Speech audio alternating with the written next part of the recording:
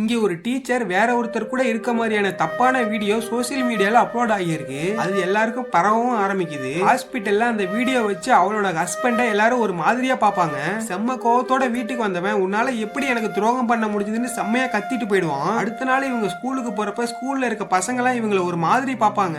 அவங்க கூட வேலை செய்யற டீச்சர்ஸ் எல்லாம் கண்டிப்பா இந்த வேலையை உன்னோட எக்ஸ் லவர் தான் பண்ணிருப்பான், நீ முதல்ல போய் அவனை பாருன்னு சொல்லுவாங்க. ஹீரோயின் எக்ஸ் லவரை மீட் பண்றதுக்காக போவா. அங்க போய் கேட்டா, நம்ம ரெண்டு பேரும் ஒன்னா இருந்தப்ப நான் வீடியோ எடுத்தேன், ஆனா அந்த வீடியோவை நான் லீக் பண்ணல, என்னோட போனை சரி பண்றதுக்கு சர்வீஸ் சென்டர் கொடுத்திருந்தேன், அவன் தான் லீக் பண்ணிருக்கணும்னு சொல்றான். அதை கேட்டு அவனை திட்டிட்டு அங்க இருந்து கிளம்பிடுறா. அடுத்து அவங்க மாமனார் வீட்டுல இருந்து கிளம்பி கம்ப்ளைண்ட் கொடுக்கறதுக்காக எல்லாரும் போலீஸ் ஸ்டேஷன் போறாங்க.